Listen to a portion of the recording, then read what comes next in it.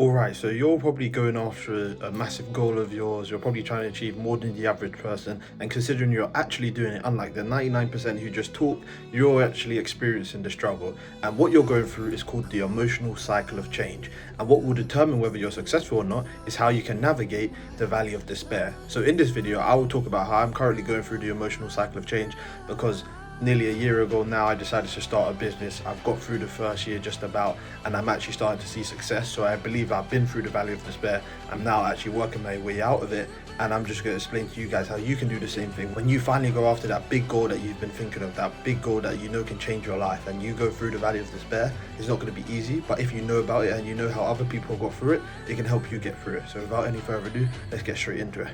Okay, so first off, I'll just explain to you exactly what the Valley of Despair is. Now, essentially, I'll put it up on screen, but there are 5 stages. So the first stage is actually the uninformed optimism. So this is when you have the big idea, you're like, oh, I'm going to go do this. I know I'm going to do this, it's going to be a massive success, I'll be a millionaire in a year, it's going to be great. And that's the stage when people start stuff. They get a new idea, they want to go after it, and they're really excited because they're pursuing this new thing, and it's full of all these different opportunities which they're not actually aware of yet, but they just have the idea in their head. And this is where like 90% of people chill. They say they're going to do all these big things. They say they're going to do X, Y, and Z, but they never actually start. So 90% of people are stuck in uninformed optimism, you know. They think they'll just be able to do X, Y, Z, and they don't know half of what it takes, or they haven't even started. So don't be like the 90%, right? We want to get through the valley of despair and make it to the actual level of success we want to get to. So just know that's the first step. Make sure you're not in there and you're actually taking action, because that already takes you out of the 90% of people who just never really get anywhere. After the first stage, which is the uninformed optimism, we actually have the second stage, which is informed pessimism. Now this is where you're actually starting to take the action and you're thinking, well, it's not working. This isn't really going the way I thought it would. This isn't going as easy as I thought it would. And you're finally now taking action, so you're informed, and you're pessimistic because you're kind of failing, because you're generally not good at the new thing you just started, and you're failing, and you thought it'd be easy because you just came from the uninformed optimism, but it's actually bad and you're failing, and you just in this negative spiral of realizing you're getting worse because it's probably costing you money, you're losing time, and you're not seeing any results for the actions you're putting in.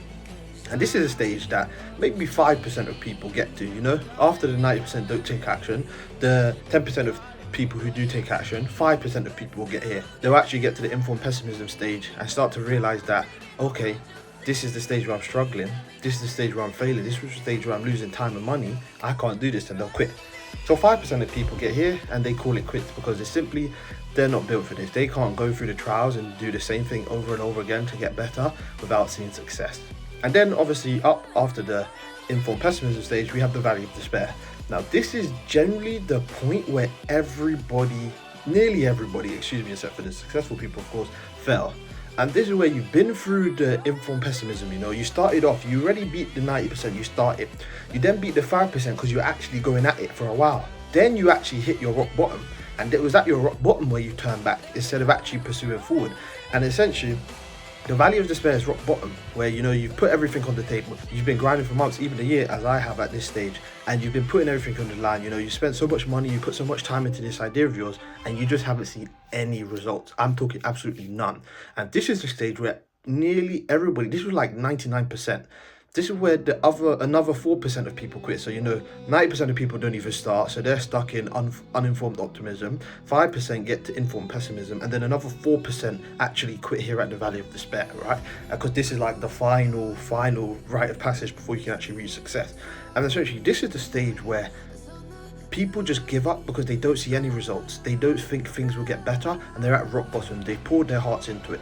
And if you can understand that this is just a rite of passage and that you have to reach rock bottom to ultimately become the new version of yourself for that initial idea you had when you were an uninformed pessimist, then you will be able to make it through. And it's at this stage which you really got to double down on your input and detach from outcomes, right? And I can talk personally on this. I've started off where I've actually been able to get to this stage. One, I applaud myself for going through the emotional cycle of change because I knew this going into it, which has made it easier. but I've actually hit rock bottom. I've really talked about how I've lost most of my money for like funding this business on a self-funded. You know, I poured, as I'm saying, about a year into it, and to this day, I've only just recently got my first paying client, thank God. And obviously, there'll be a video on that later explaining a lot more about it. But essentially, before that, no paying clients for essentially a year, pouring all this money into it, trying to go to different countries to pitch products, not really seeing tangible sales. Obviously, I've signed clients, but some of them were on like free subscription so that I could actually just get feedback and actually improve my service. And essentially getting to this stage, I was like, okay, this has to, and because I was aware of the emotional valley of despair, emotional cycle of change, I kept thinking, oh, I'm already at the valley of despair, it's going to get better. I'm already at the valley of despair, it's going to get better. But in fact, I was at informed pessimism, where I was actually doing the work and failing. And that's when I was like, oh gosh, this must be rock bottom, it will get better. But then it got worse, then it got worse, then it got worse, then it got worse. And the only reason I've been able to identify that I've been through the valley of despair is because now it's slowly getting better. And I believe I'm moving into informed optimism. But at the stage I was at previously, you know, like when I started, my thinking was, oh, I'm going to start this business, I'm going to be rich in like a month. Didn't happen. I got one reply. I sent like 100 plus emails, maybe even 200 plus emails. I got one reply. That one reply kept me going for the last year. That one reply was what gave me the motivation each day to get up and be like, somebody wants this. Even though I failed to sell that client badly and they ended up ignoring me and getting quite annoyed at me, that one reply told me everything I needed to know. Somebody wants this service, so what I'm doing, I'm solving a real problem that will really pay me. So there I was, you know. Initially, I was an uninformed optimist. I'm going to start this business, I'm going to make a lot of money, I don't need anything else, I'm going to be so rich, I'm going to be a millionaire, you know, I can do all these things. Nah, none of that happened. I went straight into it actually took me a while to go from uninformed optimist actually into an informed pessimist, where I actually started doing different projects, and you know, I had to try and branch out my services. You know, one thing that's actually helped me actually see a bit more success wasn't quite pivoting, but it's about offering more services in a whole package. So instead of just offering the one service that I thought my business would do, I now offer like more than one, and I package it all together as a service, and where people can still individually pick the individual ones they prefer, because that way I'm casting like a wider net, so therefore I'm more likely to get a wider attention group or a wider audience of people who could potentially want my services. And that's something that I found was what was my informed pessimist stage. I actually realized that I wasn't actually doing enough and my business wasn't solving a big enough problem, so I needed to expand.